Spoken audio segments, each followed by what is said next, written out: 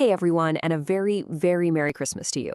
Welcome to this special explainer where we're going to unwrap a part of the Christmas story you might not think about too often. As the lights are twinkling and the carols are playing, we're going to look past the manger and the star for a minute and focus on a guy who often just stands quietly in the background, but whose role was, and I mean this, absolutely essential. Let's explore the story of Joseph's Christmas. Now, this whole explainer, this beautiful story, is something we've cooked up with our amazing friends over at TestifyPod. Seriously, these guys are incredible at sharing powerful, faithful stories. So as you're watching, do us a favor and show them some love. A simple like, a share, or hitting that subscribe button on their YouTube channel, it really does go a long way. It helps them keep doing their amazing work and helps more people find stories just like this one.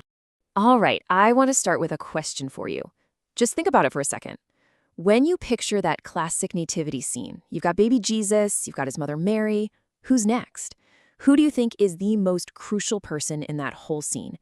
Maybe your mind jumps to the shepherds, maybe the wise men who traveled all that way. But today, we're going to make a case for the silent, steady hero of the story. I mean, the Christmas cast is just legendary, right? At the very center of it all, of course, is Jesus. He's the whole reason for the season. Then you've got his mother, Mary, this young woman whose incredible yes to God, which you can read about in Luke chapter 1, literally changed everything for all of humanity. And the shepherds, these guys were total outsiders in their society, yet they get the very first birth announcement from like an entire army of angels. Talk about a VIP invitation. And they immediately become the first evangelists, running to tell everyone. Then there are the wise men, these brilliant scholars from the East, following a star, bringing these incredibly symbolic gifts. Gold for a king, frankincense for a priest, and myrrh for the one who would die. And of course, every story needs a villain, right? Enter King Herod, the paranoid ruler so terrified of losing his power that he does the unthinkable, but even he couldn't stop God's. But standing quietly in the middle of all this is Joseph. What's wild is that he doesn't have a single recorded word in the entire Bible. Not one. Yet his actions, they speak volumes. His silent, unwavering faithfulness was the rock that protected the Holy Family. He's the unsung hero, and this is his Christmas. So let's get right to the heart of Joseph's story. He doesn't show up with a big, flashy entrance. Nope. He enters the story in the middle of a crisis, a dilemma that puts everything he believes about God's law up against the deep love he has for Mary. You see, the Bible describes Joseph with one very specific, very powerful word. In Matthew 1:19, it calls him righteous. In the original Greek, the word is dikaios. Now, this wasn't just a casual compliment, like saying he was a nice guy. In that culture, dikaios meant his entire life was intentionally aligned with God's law. He was a man of deep integrity, of compassion, of faithfulness. This wasn't the showy, look at me kind of righteousness some of the religious leaders had. This was a quiet, internal character, the kind of integrity that God himself notices. It meant he took his faith and his responsibilities incredibly seriously. So just picture this guy whose whole life is built on order and faithfulness and doing the right thing, and then in an instant, his entire world is thrown into absolute chaos. The woman he's legally promised to marry is pregnant, and he knows with 100% certainty that he is not the father.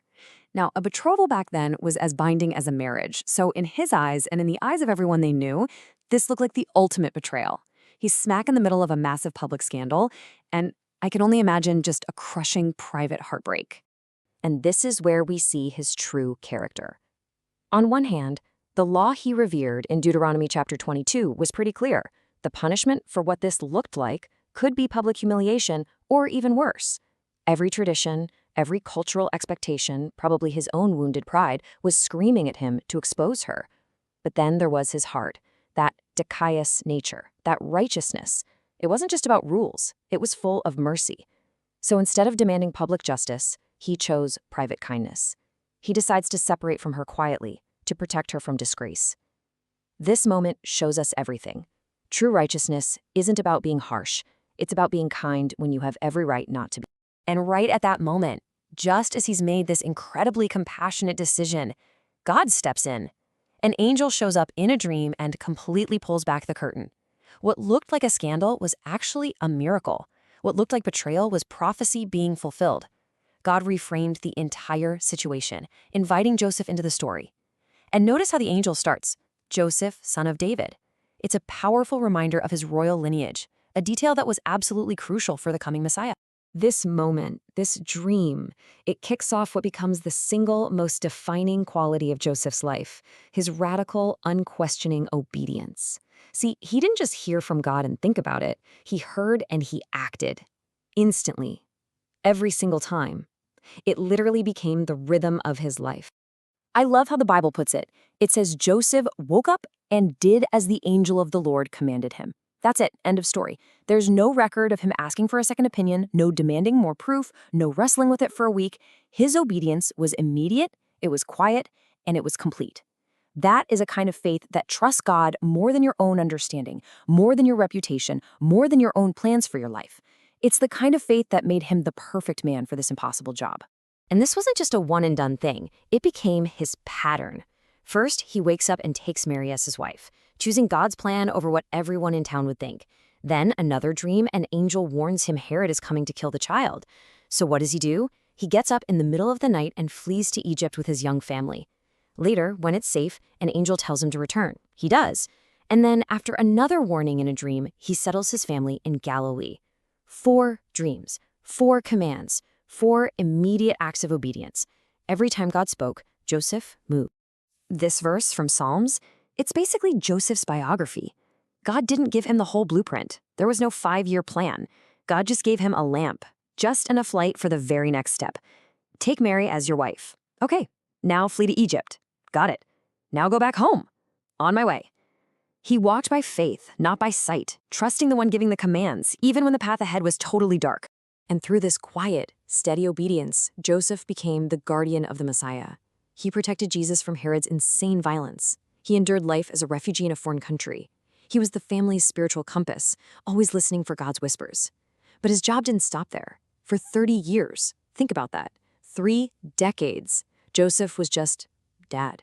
He taught Jesus how to be a carpenter. He taught them the scriptures.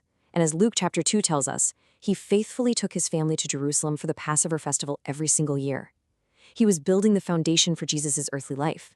And because he was a descendant of King David, his legal fatherhood was the anchor that fulfilled generations of prophecy. He was the guardian God trusted with his own son. So what does all this mean for us?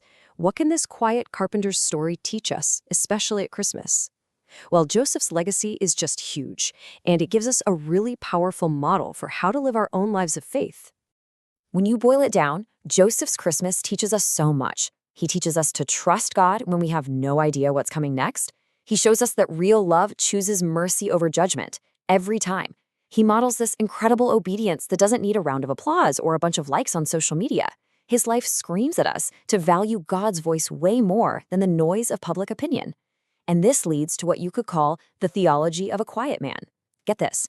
A father's success is often seen in his children, and Joseph's legacy goes beyond just Jesus. His other sons, James and Jude, became absolute pillars in the early church. The Apostle Paul even calls James a pillar in Galatians. This is the James who wrote the book of James. His brother Jude also wrote a letter in the New Testament. Joseph's quiet, faithful influence didn't just protect the Messiah. It shaped a whole family of leaders. It proves that our ordinary, everyday obedience can have an extraordinary, world-changing impact. If there's one single line to take away from Joseph's whole life, it's this. I want this to really sink in. You do not have to be seen to be significant. In our world that's obsessed with followers and fame and influence, Joseph's life is this quiet whisper that says your significance has nothing to do with your visibility. It has everything to do with your faithfulness to what God has called you to do, especially when no one is watching. So as you celebrate this Christmas, as you look at your own nativity scene, take a second look at the silent hero of the story. May we all learn to live with even just a fraction of his quiet faith and his courageous obedience. From all of us here, and from our fantastic friends at TestifyPod, we are wishing you a truly wonderful and very Merry Christmas.